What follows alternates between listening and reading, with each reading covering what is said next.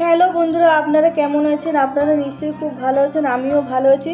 আর চান টান করে এখানে বসে আছি, প্রচুর গরম লাগছিল। আর দেখুন, আমার ছেলে একটা ব্যাটারিওয়ালা ফ্যান বানিয়েছে, সে ফ্যানের হাওয়া খাচ্ছি। আর কিছু না কিছু আমার ছেলে করতে থাকে খুঁটিনাটি।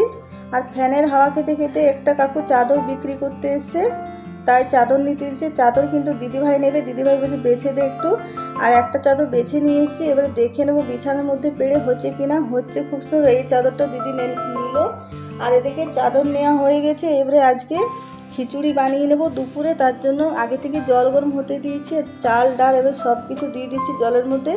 আর খিচুড়ির জন্য আগে থেকে সব সবজি ভেজে রেখেছি, সেই সবজিগুলো দিয়ে দিচ্ছি, ভেজে রাখো সবজি।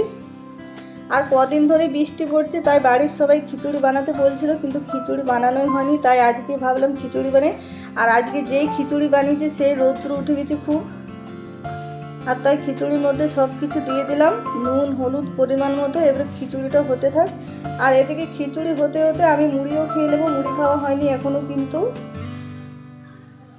আর খিচুড়িটা কিন্তু নিরামিষই বানিয়েছি, খিচুড়ির মধ্যে পেঁয়াজ রসুন দিলে নিরামিষে খিচুড়ি খেতে বেশি ভালো লাগে। আর এদিকে মুড়ি খেতে বসে গেছি, গোটা মুসুরি আলু সেদ্ধ দিয়ে মুড়ি। আর এদিকে মুড়ি খেতে খেতে দেখুন একটা হনুমান চলে এসেছে আমাদের বাড়িতে। আর ঝুলা বানালে হনুমানটা বসে আছে, আর হনুমানটা বসে বসে আম খাচ্ছে। আর এদিকে খিচুড়ি খাওয়ার সঙ্গে আজকে আলু পটল মশলা দিয়ে ভেজে নেব। শুধু আলু পটল দিয়ে খিচুড়ি খাওয়াবো না, আরেকটা যে জিনিস হবে সেটা হবে খাসির মাংস। আর খাসির মাংস কিন্তু আনতে গেছে বাজার, এখনও আসেনি খাসির মাংস। আর এদিকে খিচুড়ি হয়ে গেল আমার। খিচুড়ির মধ্যে দিয়ে দিচ্ছি নুন, পরে নুন দিচ্ছি, এর জন্য প্রথমে অল্পই নুন দিয়েছিলাম। মা খুব বেশি নুন খেতে চায় না, সব জিনিসে কম নুন খায়, তার জন্য মায়ের জন্য কম নুনের খিচুড়ি আমি উঠিয়ে দিয়েছি আলাদা পাত্রে। আর খিচুড়ির মধ্যে জিরে আর লঙ্কা ভেজে দিয়ে দিলাম। আর এবারে দিয়ে দিচ্ছি ঘি। মা বললো আমারটাতে ঘি দিও না, তোমাদেরটাতে দিয়ে দাও, তার জন্য আমাদের হাঁড়ির মধ্যে খিচুড়িতে ঘি দিয়ে দিচ্ছি। আর ঘি দিয়ে ভালো করে মিশিয়ে নিলাম। আর খিচুড়ি আর পটল ভাজা হয়ে গেল। এবারে মাংস রান্না করে দেবো। মাংস কিন্তু এখনও আসেনি, তো আমি ভাবলাম পেঁয়াজটা ভেজে রেখেলি তাড়াতাড়ি হয়ে যাবে, তাই পেঁয়াজটা ভেজে নিচ্ছি। আর পেঁয়াজও ভাজা হয়ে গেল, এবারে পেঁয়াজও ঢাকা দিয়ে রেখে দেবো। পেঁয়াজ ভাজার কিছুক্ষণ পর মাংস এসেছে, এবারে মাংসটা আমি চাপিয়ে দিলাম, না হলে দেরি হয়ে যাবে। আর যারা নতুন দেখছেন আমার ভিডিও, তারা অবশ্যই আমার চ্যানেলটা সাবস্ক্রাইব করবেন, পাশে থাকবেন।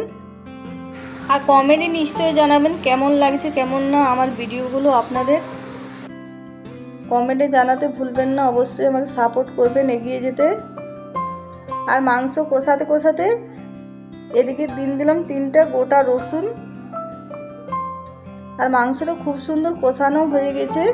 আর একদিকে আমি জল গরম হতে দিয়েছি একটা গ্যাসে, জলটা গরম হয়ে গেছে। আর জল গরম দিয়ে দিচ্ছি মাংসের মধ্যে। আর জল গরম দিলে মাংস সেদ্ধ হয় তাড়াতাড়ি, তার জন্য জল গরম দিয়ে দিলাম। আর এবার ভালো করে মিশিয়ে নেব। আর ঢাকা দিয়ে দেবো সেদ্ধ করার জন্য। আমি 1 ঘন্টা মতো সেদ্ধ করব, তাতেই সেদ্ধ হয়ে যাবে। কিন্তু কম আঁচ করে সেদ্ধ করি, তাহলে ভালো সেদ্ধ হয়। 1 ঘন্টা মতো সেদ্ধ করে নিয়েছি আর নামিয়ে নিয়েছি। আর মাংসটা কিন্তু আমি ঝোলেই নামিয়েছি। বাড়ির সবাই বলে ঝোল খাবো, না হলে খিচুড়ির সঙ্গে কষা কষাও খেতে ভালো লাগে, কিন্তু ঝোলই নামিয়েছি, সবাই বলে ঝোল খাবো। আর এদিকে খিচুড়ি খাওয়ার সঙ্গে পাঁপড় পুড়িয়ে নিয়েছি, সবাই বলে পাঁপড় খাবো, তার জন্য পাঁপড় পুড়িয়ে দিলাম। আর আজকে দুপুরে এগুলো হয়েছে দেখুন। আর কমেন্টে নিশ্চয়ই জানাবেন আপনাদের কেমন লাগলো। একদিকে খিচুড়ি, একদিকে আলু পটল ভাজা, খাসির মাংস, পাঁপড়, আর এদিকে আমড়ার চাটনি ছিল কালকে, সেটাও বের করে নিয়েছি।